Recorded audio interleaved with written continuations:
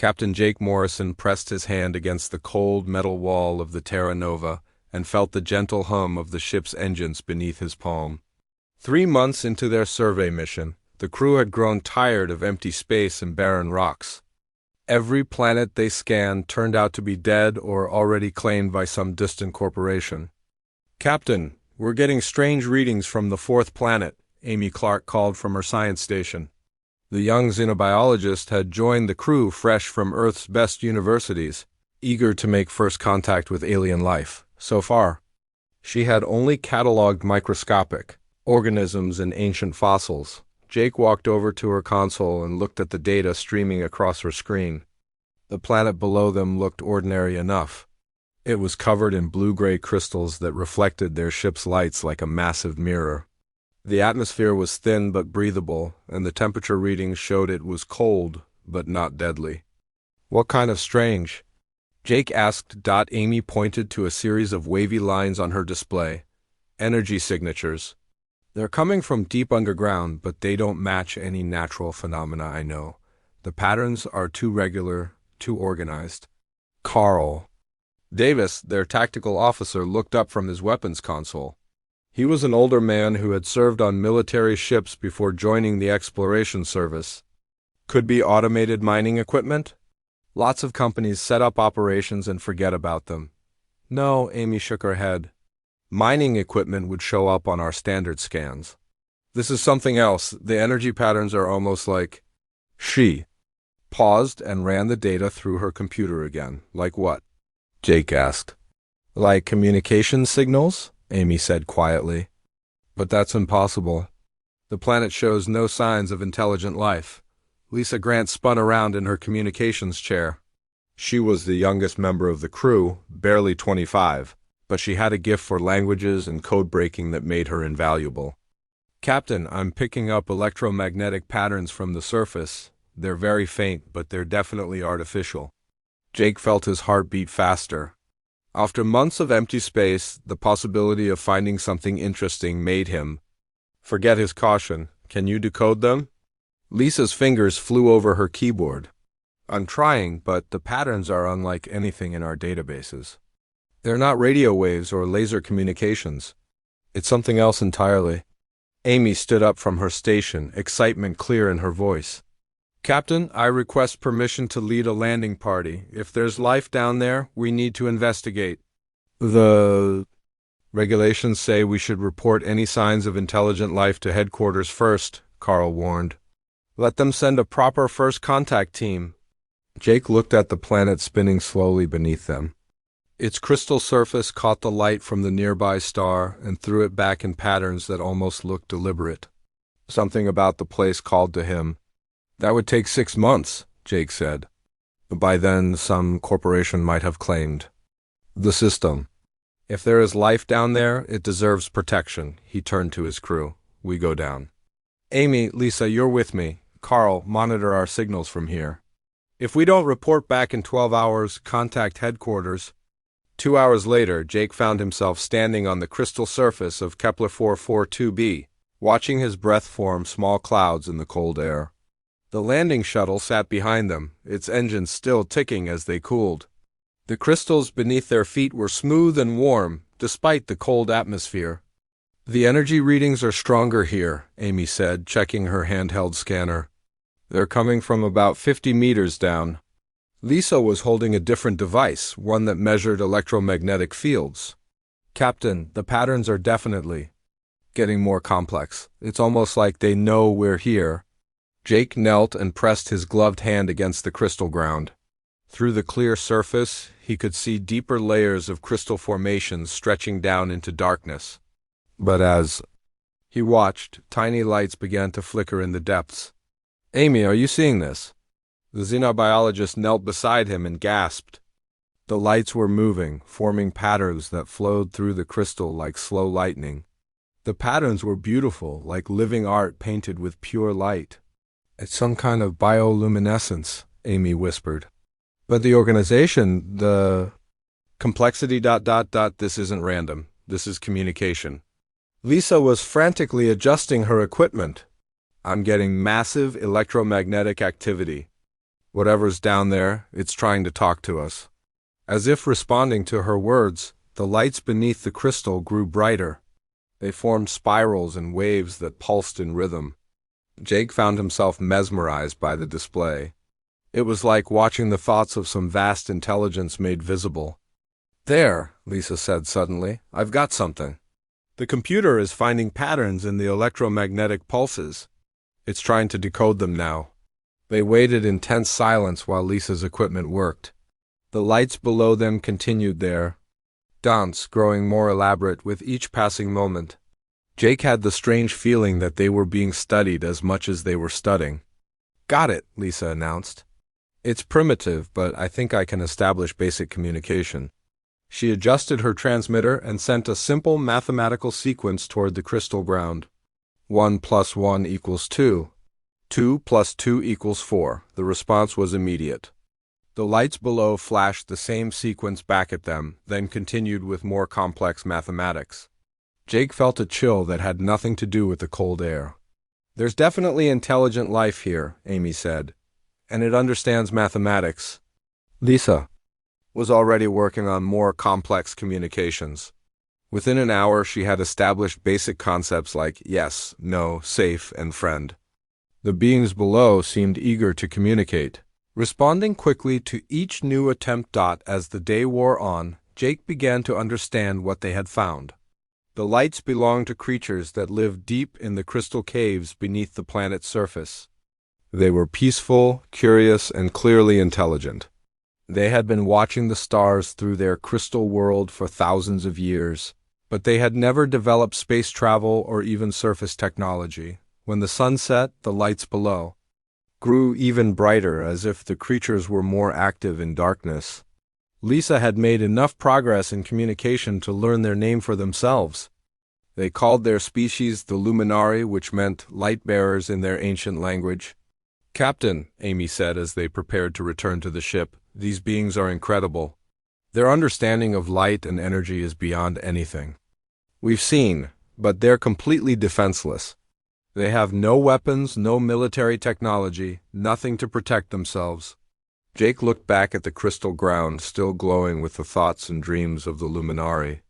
Something about their innocence and wonder reminded him why he had joined the exploration service in the first place. He didn't know it yet, but that moment of wonder would soon become the most important decision of his life.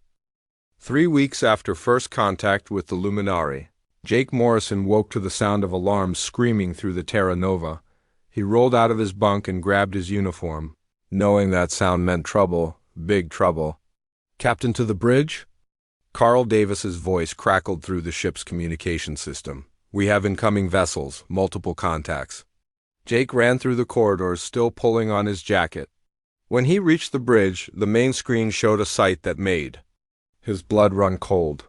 5 massive ships were approaching Kepler 442b, their hulls dark against the stars. These weren't exploration vessels like his own. They were industrial giants, built for one purpose: strip mining entire planets. "How long until they arrive?" Jake asked. Carl checked his instruments. 6 hours, maybe less. "Captain, these ships are registered to the Zephyrian Trade Consortium. They're not here to explore." Amy Clark looked up from her science station, her face pale. "The quantum crystals. They must have detected the same mineral readings we found. Those crystals are worth more than most planets' entire economies." Lisa Grant was monitoring communication channels. "Captain, they're transmitting standard mining surveys. They're treating this as an empty system." No mention of the Luminari at all. Jake felt anger building in his chest. He had spent weeks learning to communicate with the gentle light beings. Below, they had shared their history, their culture, their dreams of the stars. The Luminari were artists and philosophers who had lived in peace for thousands of years. They had no concept of war or ownership. Their entire civilization was built around beauty and harmony. "Hail the lead ship," Jake ordered. The main screen flickered and showed the bridge of a corporate mining vessel. The man who appeared wore the crisp uniform of a consortium commander. Jake recognized him immediately, and his heart sank. "Well, Well, Jake Morrison, the man said with a cold smile. I should have known. Still playing explorer in that little toy ship of yours? Kyle Bennett had been Jake's rival at the academy. Where Jake had chosen exploration and discovery, Kyle had chosen corporate security and profit. They had not parted as friends. Kyle, Jake said, keeping his voice steady, this system is under survey by Earth Colonial Command. You need to wait for our report before beginning any operations. Kyle laughed. Your survey of an empty rock? I don't think so, Jake. The consortium has legal mining rights to any unclaimed system in this sector, unless you found something down there worth protecting. Jake hesitated. If he told Kyle about the Luminari, the corporation might acknowledge them as intelligent life. But he knew Kyle well enough to know that wouldn't stop the mining. It would just make the Zephyrians more careful about covering up what they were doing. The planet has unique geological formations that require further study, Jake said carefully. Geological formations, Kyle repeated with a sneer. Right, well, you have 24 hours to finish your rock collecting, Morrison, then we start operations. The transmission ended, leaving Jake staring at the blank screen. 24 hours. It wasn't nearly enough time to get help from Earth or evacuate the Luminari, even if evacuation were possible. Captain, Amy said quietly, the Luminari don't understand what's coming. I tried to explain it to them, but they have no concept of strip mining or planetary destruction. They think the new ships are just more visitors who want to learn about their culture. Carl Davis pulled up tactical displays of the Zephyrian fleet. 5 mining vessels, each the size of a small city. 2 escort cruisers with enough firepower to level continents. And a command ship that could take on anything in Earth's entire colonial fleet. What about their legal claim? Lisa asked. Can we challenge it? Jake shook his head. The consortium filed their mining rights 3 years ago. They're completely legal as long as there's no intelligent life on the planet. But there is intelligent life? Amy protested.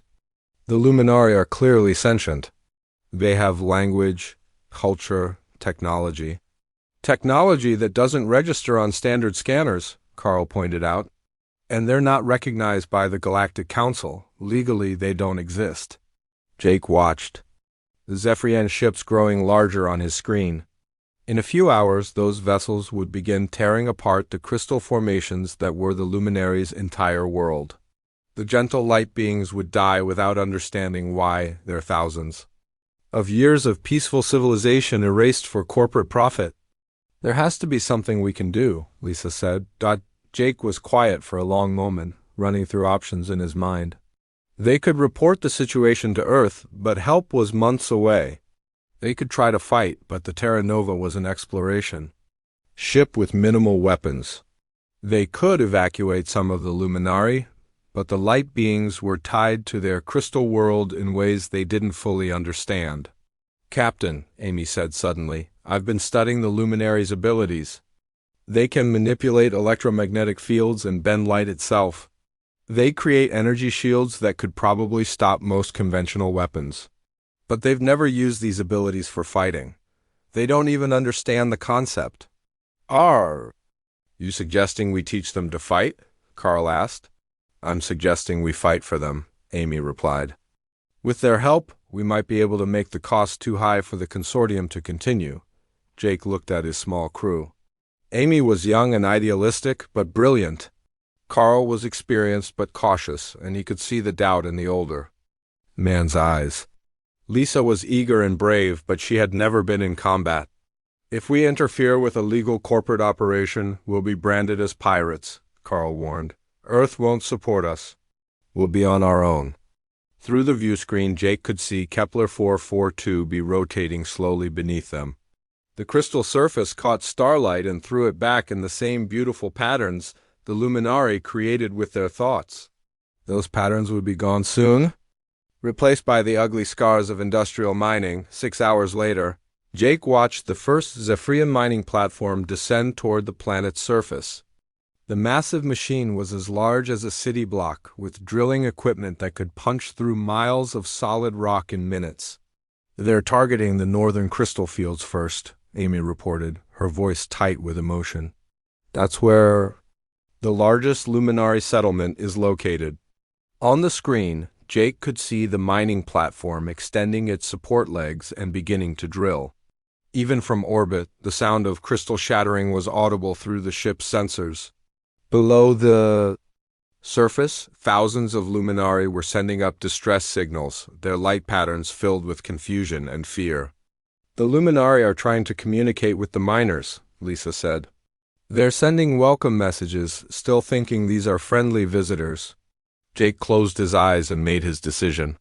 When he opened them again, his crew could see the determination there. "Battle stations," he ordered. "We're going to show the Zephyrians that this planet isn't as empty as they think." Carl hesitated at his weapons console. "Captain, are you sure about this?" Jake watched another mining platform begin its descent. Already, the beautiful crystal formations were being reduced to rubble and dust. The luminaries' distress signals were growing weaker as their world died around them. "No," Jake said honestly, "but I'm sure about what happens if we do nothing." He opened a communication channel to Kyle Bennett's command ship. "Attention Zephyrian Fleet. This is Captain Morrison of the Terra Nova. You are conducting illegal operations on a planet inhabited by intelligent life. Cease operations immediately or face the consequences." Kyle's laughter came through the speakers. "What consequences, Jake? You and your little exploration ship. We have legal mining rights and the firepower to enforce them."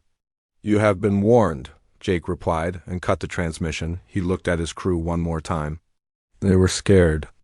But they were with him. That would have to be enough. "Target the lead mining platform," Jake ordered. "Fire when ready." The Terra Nova's first shot lit up the darkness of space like a small star. Jake watched the beam of energy streak toward the massive mining platform that was tearing apart the crystal formations below. The shot struck the platform's main drilling arm, sending sparks and debris flying in all directions. "Direct hit?" Carl reported from his weapons station.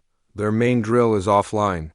On the communication channel, Kyle Bennett's voice exploded with rage. "Morrison, what do you think you're doing?"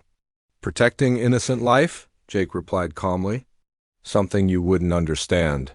The mining platform tried to continue operations with its backup equipment, but Jake ordered another shot. This time, the Terra Nova's weapons destroyed the platform's power core. The massive machine went dark and began drifting away from the planet's surface. "All mining operations will cease immediately," Jake broadcast to the entire Zephyrian fleet. "This planet is under Earth's protection." Kyle's response came in the form of weapons fire. The first escort cruiser opened up with everything it had, sending a stream of energy bolts toward the Terra Nova. Carl threw the ship into evasive maneuvers, but they were badly outgunned. "Shields at 60%, Lisa called out as the ship shook under enemy fire. "We can't take much more of this." Jake was about to order a retreat when something amazing happened. The crystal surface of the planet below began to glow with intense light. The luminari were responding to the battle above their world, and their light was not just beautiful anymore. It was powerful. Amy watched her instruments in amazement. "Captain, the luminari are generating massive electromagnetic pulses. They're disrupting the Zephyrian targeting systems." On the main screen, Jake could see the escort cruiser's weapons firing wildly in random directions. The ship's computers were being scrambled by the electromagnetic interference rising from the planet. "The luminari are learning," Amy said excitedly. "They're starting to understand what's happening, and they're helping us." Jake opened a communication channel to the planet below. Over the past weeks, Lisa had developed a basic translation system that allowed them to communicate with the luminari through light patterns and electromagnetic pulses. "We need your help," Jake transmitted. "The bad ships are trying to destroy your world. Can you stop their weapons?" The response came as a wave of coordinated light that swept across the planet's entire surface. Every crystal formation began to pulse in unison, creating an electromagnetic field so powerful that it reached into space itself. The second escort cruiser, which had been moving to attack the Terra Nova, suddenly lost power. Its engines shut down and its weapons went silent. The ship began to drift helplessly in space. Impossible, Carl whispered. They're generating an electromagnetic pulse strong enough to disable military ships from the planet's surface. Kyle Bennett's command ship was trying to stay out of range of the luminary's electromagnetic field, but Jake wasn't going to let him escape that easily. He ordered Carl to pursue, and the Terra Nova raced toward the larger vessel. "You're making a huge mistake, Morrison." Kyle's voice crackled through the communication system. "The consortium has legal rights to this system. Earth won't protect you when they find out what you've done." "Earth doesn't know what the consortium is destroying," Jake replied. "But they will." Amy had been working frantically at her science station. "Captain, I've been recording everything. The luminaries' intelligence, their culture, their technology. This is proof that they're a sentient species with rights under galactic law. Getting that proof to Earth won't be easy," Carl pointed out. "We're outnumbered and outgunned." As if to prove his point, Kyle's command ship opened fire with weapons that made the escort cruisers look like toys. The Terra Nova's shields flared and buckled under the assault. "Shields at 30%, Lisa reported. Hull damage on decks 3 and 4. Jake was about to order another evasive maneuver when the planet below erupted in the most spectacular light display he had ever seen. Every crystal formation on the surface was glowing with the intensity of a small sun. The light was so bright that it could be seen from space, and it was all focused in one direction. The beam of concentrated light struck Kyle's command ship like a giant fist. The vessel's shields overloaded instantly, and its armor began to glow red-hot. Emergency systems screamed warnings as the ship's hull started to buckle. "What in the name of ... Kyle's transmission cut off as his ship's communication system failed. Amy was staring at her readings in disbelief. The Luminari just turned their entire planet into a weapon. They're focusing the light from their sun through the crystal formations and directing it at the command ship. The Zephyrian command ship was trying to retreat, but the Luminary's light beam followed it like a targeting laser. The corporate vessel's engines were overheating, and Jake could see escape pods launching from its hull. "They're abandoning ship," Carl reported. "The command ship is losing structural integrity." Jake felt no satisfaction in watching Kyle's ship die, but he felt enormous relief that the threat to the Luminari was ending. "Cease fire," he transmitted to the planet below. "The enemy is retreating." The light beam from the planet's surface faded, but the crystal formations continued to glow with a soft, peaceful radiance. The Luminari had learned to fight, but only when their very existence was threatened. Over the next few hours, Jake and his crew worked to rescue survivors from the disabled Zephyrian ships. Even Kyle Bennett, his old rival, was brought aboard the Terra Nova more dead than alive. The man who had come to destroy a world now owed his life to the people he had tried to crush. "Why did you save me?" Kyle asked weakly from the Terra Nova's medical bay. "Because that's what humans do," Jake replied simply. "We protect life even when it doesn't deserve protection." Amy had spent the time after the battle documenting everything that had happened. Her recordings showed the Luminaries' intelligence, their peaceful nature, and their incredible abilities. More importantly, they showed what would have happened if humanity had not intervened. "This changes everything," Amy said as she compiled her report. "The Luminari aren't just another alien species. They're proof that intelligence takes forms we never imagined. If the consortium had succeeded, we would have lost something irreplaceable." Lisa was monitoring communication channels from across the galaxy. "Captain, word is already spreading about what happened here. Other species are talking about the humans who fought to protect a world that wasn't even their own." Jake looked out at the crystal planet below, its surface still glowing with the thoughts and dreams of the Luminari.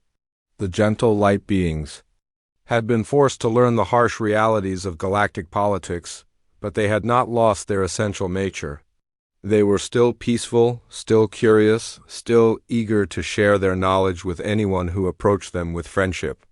"What happens now?" Carl asked. "The consortium will send more ships, bigger ones."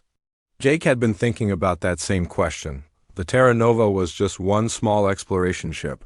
Earth was months away, and the Galactic Council had never recognized humanity as a major power. But something had changed during the battle. The Luminari had shown that peaceful species could defend themselves when they had allies willing to fight beside them.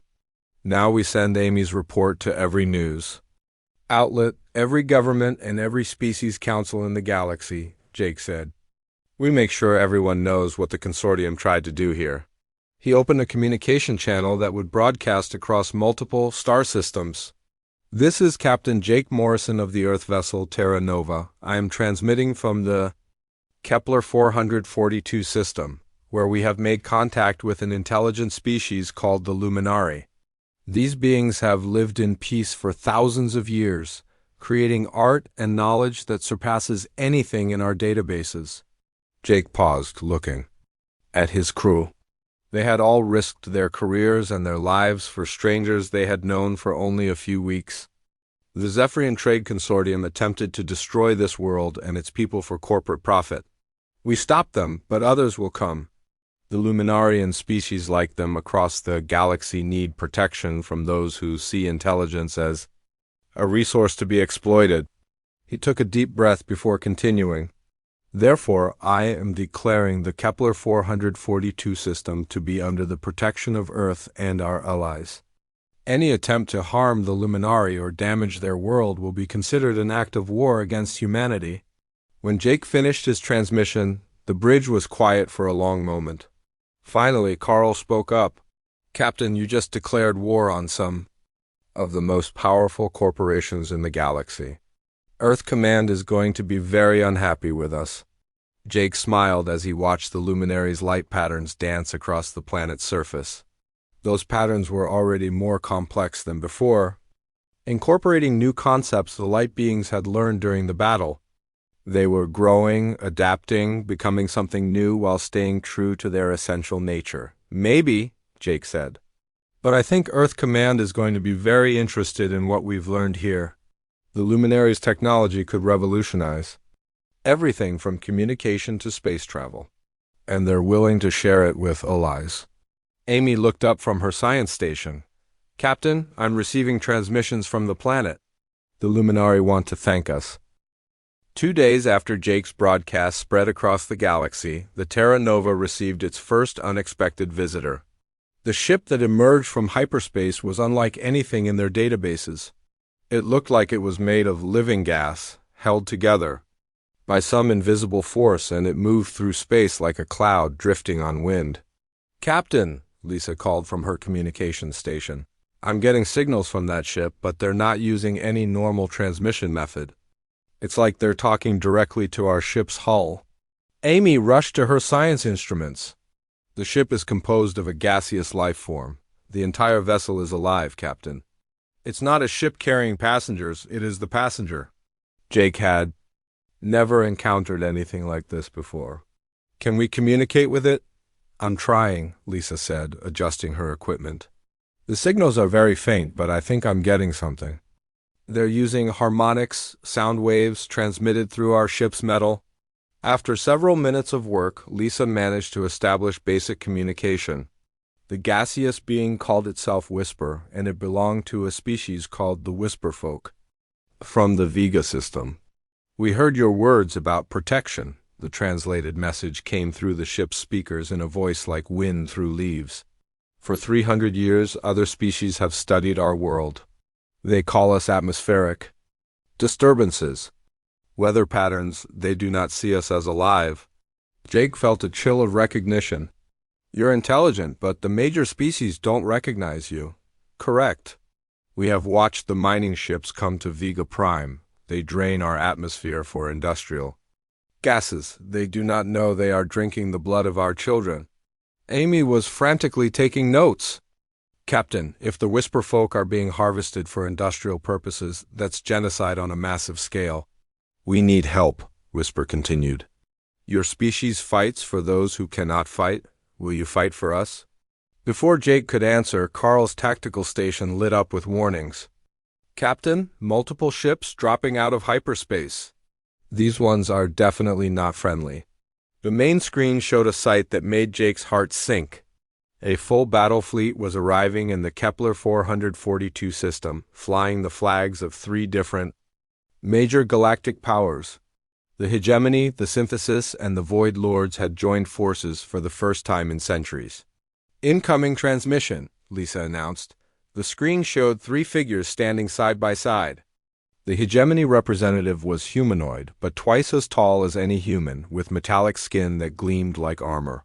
The synthesis delegate was a collection of geometric shapes that shifted and rotated in patterns that hurt to watch. The Void Lord appeared as a dark silhouette that seemed to absorb light itself. Human vessel, the hegemony representative spoke with a voice like grinding metal. You have violated established galactic law. Cease your interference with legal corporate operations and surrender yourselves for trial. The established order must be maintained, the synthesis added in a voice that sounded like mathematics given sound. Minor species do not dictate policy to major powers. The Void Lord said nothing, but Jake could feel its presence like ice in his veins. Jake stood straighter and faced the screen. The established order is built on the exploitation of innocent species. We won't stand by and watch genocide disguised as commerce. You speak of genocide, the hegemony representative said with what might have been amusement. Yet you are one ship against our combined fleets. Surrender now, and we will make your deaths quick. The transmission ended, and Jake found himself facing the largest military force ever assembled in this part of the galaxy. Three major powers working together, their differences set aside to crush what they saw as a dangerous precedent. Captain, Carl said quietly, we're looking at 60 warships. Each one could destroy us with a single shot. We can't possibly fight them all. Jake was about to agree when Amy spoke up from her science station. Captain, I'm detecting more ships arriving. A lot more. The tactical display filled with new contacts. Ships of every conceivable design were dropping out of hyperspace around. Kepler 442b, some were massive and angular like flying mountains. Others were small and delicate like crystalline flowers. A few looked like they had grown rather than been. Built, with organic curves and living surfaces. Where did they all come from? Carl asked in amazement. Lisa was monitoring dozens of communication channels at once. They heard our broadcast, Captain. They're species that have been ignored or exploited by the major powers. They're coming to help. The first species to establish contact were the Stone Singers from Tau Ceti. Their ships looked like flying asteroids, but they pulsed with internal light that revealed complex geometric patterns carved into their surfaces.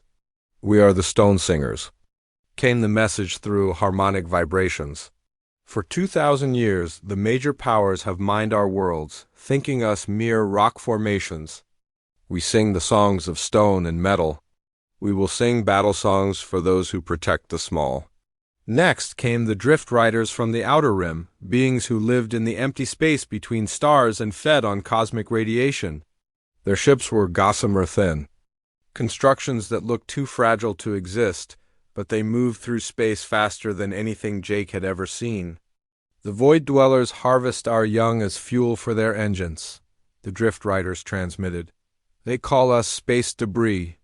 We call ourselves alive. We stand with the protectors. More species arrived throughout the day. The Dreamweavers, who lived in the magnetic fields of gas giant planets and were dismissed as unusual aurora activity. The eco-builders who constructed vast structures in asteroid belts but were classified as natural formations. The tide dancers, who swam through the plasma streams of stars and were catalogued as solar phenomena. Each species had the same story. They had been discovered, studied, and exploited by the major galactic powers, who refused to acknowledge their intelligence because it didn't fit standard definitions of life. This is unprecedented, Amy said as she catalogued the growing fleet. There are over 200 ships here now, representing at least 40 different species. I had no idea there were so many overlooked civilizations. The combined fleet of overlooked species faced off against the major powers. Armada in the space above Kepler 442b. The contrast was stark. The major powers flew in perfect formations, their ships identical and efficient. The alliance of overlooked species moved like a living thing, each vessel unique and beautiful in its own way. Human Captain, came a transmission from the hegemony. Flagship, call off these primitive species before they are destroyed. This is your last warning. Jake looked at his crew, then at the magnificent diversity of the fleet that had come to stand with them. These beings had traveled across the galaxy based on nothing more than a promise that someone would finally fight. For them, this is Captain Morrison to all allied vessels, Jake broadcast. Today we make a choice that will echo across the galaxy for generations. We choose to protect the innocent. We choose to defend those who cannot defend themselves. We choose to stand together as equals, regardless of our origins or our forms of life. He paused, looking out at the crystal world below where the luminaries' lights were pulsing in patterns of encouragement and hope. The major powers call us primitive, but they are wrong. We are not primitive. We are evolved. Evolved beyond the need to destroy others to feel powerful. Evolved beyond the desire to exploit the weak. Evolved beyond the fear that drives species to see difference as threat rather than strength. Jake turned to his weapons officer. Carl, target the hegemony flagship. All allied vessels prepare for battle. Today we teach the galaxy a new definition of strength. The space around Kepler 442b erupted in light as the greatest battle in galactic history began. The major powers attacked with overwhelming firepower, but they quickly discovered that the overlooked species had abilities they had never imagined. The Stone Singers created asteroid fortifications that appeared from nowhere, giving the smaller ships cover from enemy fire. The Whisper folk flowed through the enemy formations like living clouds, disrupting communications and sensor systems. The Drift Riders moved so fast they seemed to teleport, striking enemy ships and vanishing before return. Fire could find them. The Luminari on the planet below added their power to the battle, creating massive light displays that blinded enemy sensors and charged the weapons of their allies. The combined technologies of dozens of overlooked species, working together for the first time, created effects that the major powers had no defense against. Their formation is breaking, Carl reported as the major powers' fleet began to scatter. The Void Lords are retreating, so is the Synthesis fleet. Only the hegemony continued to fight, their massive ships pounding away at the Allied formation.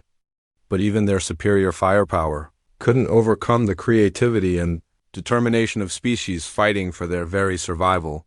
The battle's turning point came when the eco-builders revealed their true nature. The asteroid structures they had built throughout the galaxy weren't just homes. They were parts of a vast communication network that spanned hundreds of star systems. With a single coordinated pulse, they activated every structure simultaneously, creating a galaxy-wide broadcast that showed the battle to every inhabited world. 6 months after the Great Battle, Jake Morrison stood in a place that had never existed before. The Alliance Council chamber was built inside one of the largest luminari. Crystal formations on Kepler 442b, the walls glowed with soft light that carried the thoughts and emotions of dozens of different species gathered in one room. Jake had been promoted to Admiral of the Alliance Fleet, a title that still felt strange to him. Around the circular chamber sat representatives from 67 different species, each one previously ignored or exploited by the major galactic powers. The diversity was breathtaking. Some delegates floated in gas-filled containers. Others existed as patterns of light projected from distant star systems. A few were so alien that they communicated only through chemical sense or electromagnetic fields. The reports from the Outer Rim are troubling, said Beth Taylor, the human representative from the colony worlds. She had arrived 2 months ago with a fleet of Earth ships, proving that humanity's home government finally understood what was happening. 3 more hegemony worlds have declared independence. Their slave populations are demanding freedom. Whisper. The gaseous being from Vega Prime rippled with patterns that translated as concern. The Synthesis is mobilizing their war fleets. They speak of crushing the rebellion before it spreads further. The Stone Singer delegate, a massive crystalline being that spoke through harmonic vibrations, added its voice. Our scouts report movement in the Void Lord's territory as well. They are gathering ships from across their empire. Jake looked around the chamber at faces and forms that represented hope for billions of oppressed beings. The Alliance had grown beyond his wildest dreams, but growth brought challenges. Many of the newly freed species had never governed themselves. Some had been slaves for so long they didn't know how to make decisions without masters telling them what to do. What's our fleet strength? Jake asked Sam Miller, the Alliance's chief military coordinator. Sam had been an engineer before the war, but his talent for logistics made him invaluable in organizing their diverse forces. We have 400 ships from 32 different species, Sam reported. But Admiral, they're all designed for different types of warfare. The Drift Riders excel at hit-and-run attacks. The Stone Singers are perfect for defensive operations. The Eco-Builders can coordinate communications across vast distances. But getting them to work together in a single battle is like conducting an orchestra where every musician plays a different instrument. Jake nodded. That had been their challenge from the beginning.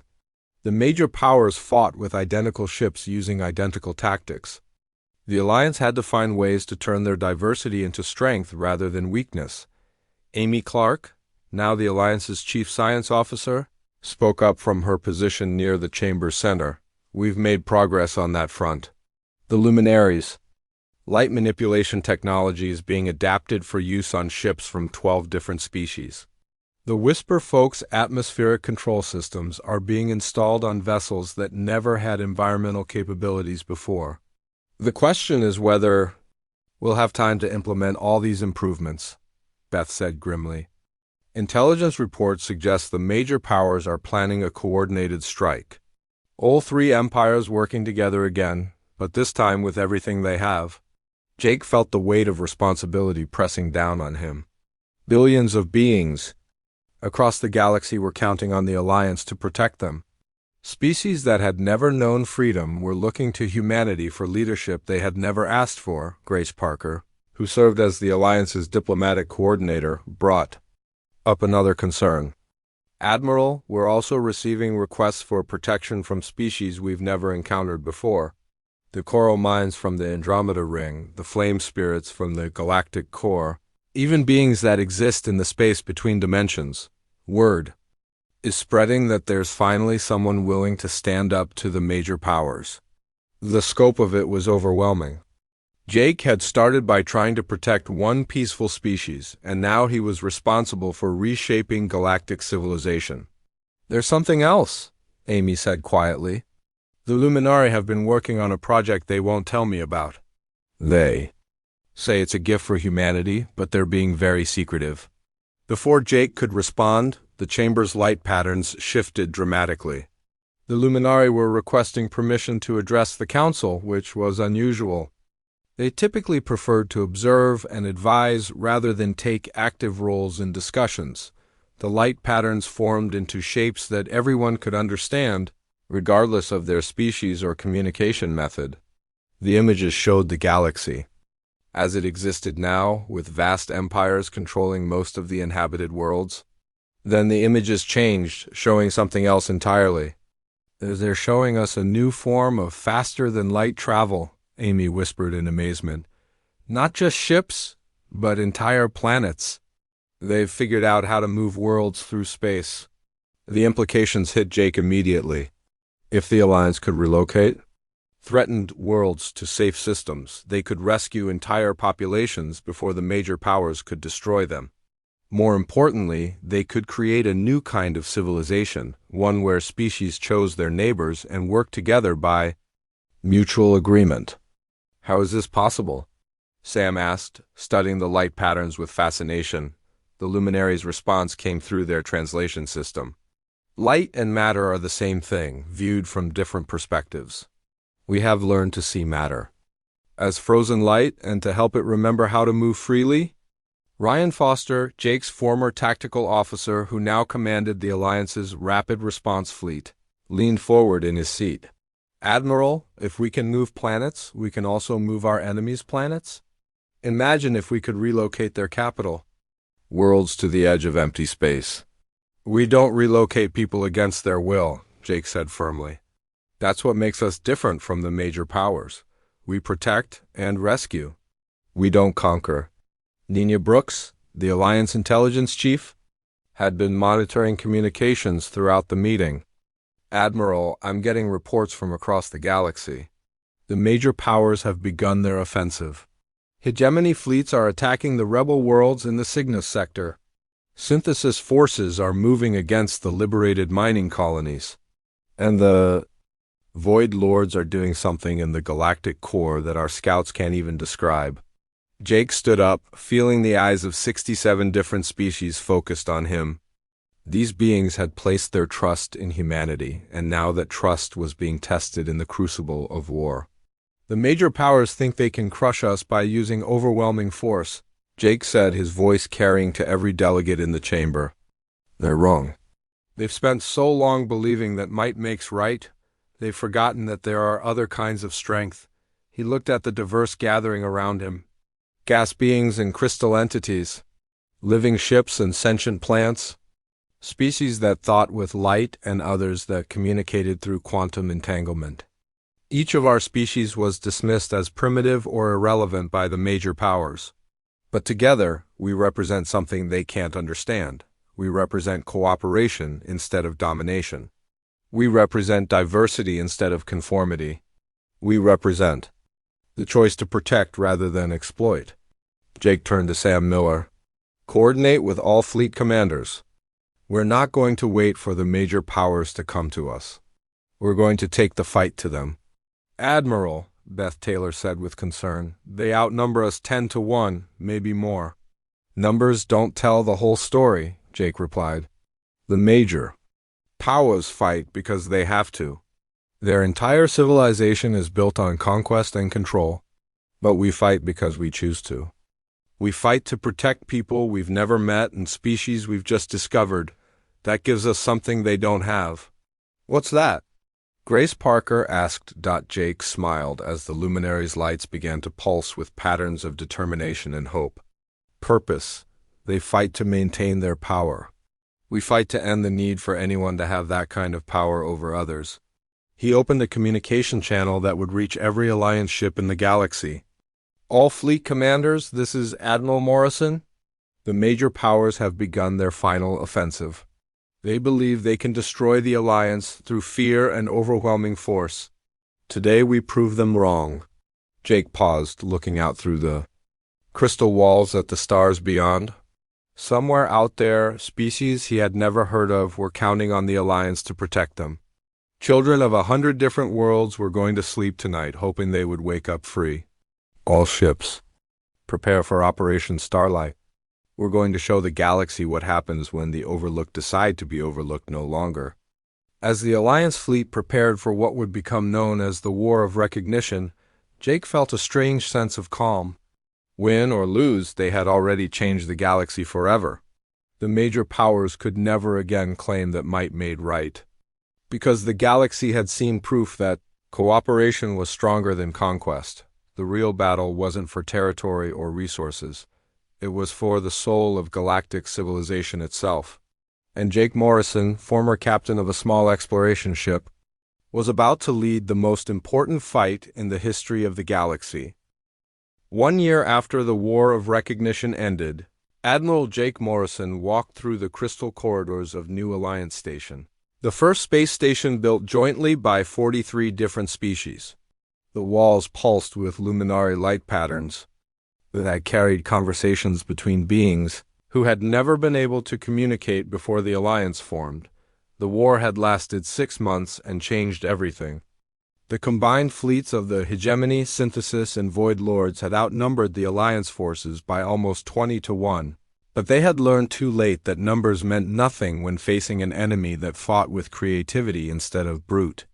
Force. Jake stopped at an observation window and looked out at the sight that never failed to amaze him. Hundreds of worlds hung in space around the station, relocated here by the luminary's planet-moving technology. This was the Alliance's new capital system, where species from across the galaxy live side by side in perfect harmony. Admiral Morrison, came a voice behind him. Jake turned to see Elena Wade, the Alliance's newest council member. She represented the former hegemony worlds that had joined the Alliance after their government collapsed. "The morning briefing is ready." Jake nodded, and followed Elena to the council chamber. The room had grown since the early days on Kepler 442b. Now it could hold representatives from over 200 species, though not all of them attended every meeting. Some species preferred to participate only when issues directly affected them. Amy Clark was already there, her hair now streaked with silver from the stress of managing scientific cooperation between species, whose understanding of physics operated on completely different principles. "Good morning, Admiral. We have 3 items on today's agenda. First, the petition from the Spiral Builders for membership in the Alliance." Jake took his seat at the center of the chamber. The chair was simple and unadorned, deliberately chosen, to show that the Alliance rejected the displays of power favored by the old galactic empires. "What do we know about the Spiral Builders?" Jake asked. "They're fascinating," Amy replied with enthusiasm. "They live in the spiral arms of galaxies themselves, using gravity fields to construct massive art installations that span thousands of light years. The major powers classified them as unusual cosmic phenomena." Beth Taylor, now serving as Earth's permanent ambassador to the Alliance, added her perspective. "Earth's Xenology Department has verified their intelligence. They've been trying to communicate with other species for millions of years, but their timescale is so vast that most civilizations rise and fall before the Spiral Builders can complete a single thought." "Approved," Jake said without hesitation. "Send them a welcome message and ask how we can help them communicate with faster-thinking species." The second item was more complex. Nina Brooks, still serving as intelligence chief, reported on developments in what remained of the major power territories. "The synthesis has fragmented into over 1,000 separate factions," Nina explained. "Each one claims to be the true successor to their empire. Most are fighting each other rather than bothering with external affairs. The hegemony is in complete collapse," added Ryan Foster, who now commanded the Alliance's peacekeeping forces. "Their slave worlds have all declared independence, and their military has split between those who want to rebuild the Empire and those who want to join the Alliance." "What about the Void Lords?" Jake asked. Nina's expression grew serious. That's the concerning part. They've withdrawn to the galactic core and gone completely silent. Our scouts can't penetrate their territory, and they're not responding to any communication attempts." Sam Miller, who had proven himself to be a brilliant strategic coordinator, offered his analysis. "The Void Lords were always the most dangerous of the 3 empires. They ruled through fear and mystery. If they're planning something, it won't be conventional warfare." Jake was about to respond when the chamber's light patterns suddenly shifted to emergency configurations. Lisa Grant, now the Alliance's chief communications officer, appeared on the main display from her post in the station's communications. "Center, Admiral, we're receiving a distress signal from the galactic edge," Lisa reported urgently. "Long-range sensors are detecting massive objects approaching from outside our galaxy entirely. The signal is coming from a species we've never encountered before." Within minutes, the Alliance's emergency response protocols activated. Representatives from dozens of species gathered in the chamber while their fleets prepared for possible conflict. The main display showed the approaching objects, and Jake felt his blood run cold. They were ships, but ships larger than anything the galaxy had ever seen. Each vessel was the size of a small moon, and there were hundreds of them approaching in perfect formation. Their design was completely alien, with surfaces that seemed to absorb light and energy patterns that hurt to look at directly. "The distress signal is coming from a species called the Edge Watchers," Lisa reported. "They've been monitoring the spaces between galaxies for eons. According to their message, these ships belong to something called the Devour Fleet. They've consumed 17 galaxies already." The chamber fell silent as the implications sank in. The Alliance had spent the past year rebuilding galactic civilization, and now they faced a threat that made their previous enemies look insignificant. "How long until they reach inhabited systems?" Jake asked. 6 days. Sam replied after checking the tactical data. Admiral, our entire combined fleet wouldn't be enough to stop even one of those ships. Jake looked around the chamber at the faces of beings from across the galaxy. A year ago, these species had been enemies or strangers. Now they were family, bound together by shared struggles and mutual respect. The thought of losing everything they had built filled him with determination, rather than despair. Contact every member species, Jake ordered. Full mobilization. I want every ship, every technology, every idea we have brought together in one place. Admiral, Beth said quietly, even with everything we have, the odds are impossible. Jake smiled, remembering a conversation he had with Amy during the early days of the Alliance. Amy, do you remember what you told me about the Luminari when we first found them? Amy nodded slowly. I said they were completely defenseless. And what did they do when their world was threatened? They learned to fight, Amy said, understanding dawning in her eyes. They turned their entire planet into a weapon. Exactly. The Alliance isn't just a collection of ships and weapons. It's a community of minds working together. The Devour fleet may have destroyed 17 galaxies, but they've never faced anything like us. Over the next 6 days, the Alliance performed what historians would later call the miracle of unity. Every member species contributed something unique to the defense effort. The Luminari worked with the Stone Singers to create planet-sized light weapons. The Whisper Folk coordinated with the Eco-Builders to establish communication networks that spanned the entire galaxy. The Spiral Builders, despite their vast time scale, accelerated their thinking and began reshaping the galaxy's spiral arms themselves, turning the fundamental structure of space into a massive defensive formation. Most surprisingly, help came from an unexpected source. On the 5th day, ships bearing the symbols of the Void Lords emerged from the galactic core. But these weren't the dark, threatening vessels the Alliance remembered. They were bright and welcoming, crewed by beings who looked almost human. This is Admiral Patricia Stone of the Reformed Void Nation, came the transmission from the lead ship. We formally request permission to join the Alliance defense effort. Jake was stunned. Admiral Stone? But you're human. The original Void Lords vanished into another dimension 2 months ago, Patricia explained. They left behind millions of freed slaves and conquered peoples. We've been working to rebuild our society based on Alliance principles. When we detected the approaching threat, we knew we had to help. The arrival of the Reformed Void Nation brought the Alliance's total fleet strength to over 10,000 ships, representing more than 300 different species. It was still tiny compared to the approaching Devour fleet, but Jake felt confident. For the first time since the crisis began, when the Devour fleet reached the galaxy's edge, they found something no other galaxy had ever provided: unified resistance. The Spiral Builders had turned the galaxy's structure itself into a weapon, creating gravitational fields that disrupted the invaders' formation. The combined Alliance fleet attacked using coordinated tactics that no single species could have developed alone, but the real surprise came when the Devour fleet's ships began to change. The dark, absorbing surfaces started to glow with the same light patterns the Luminari used for communication. Admiral, Amy called from her science station. The Devour fleet ships aren't ships at all. They're living beings. Massive space-dwelling creatures that have been enslaved by some kind of controlling intelligence. Jake understood immediately. They're like us. Another overlooked species being exploited by their masters. The battle for the galaxy became a rescue mission.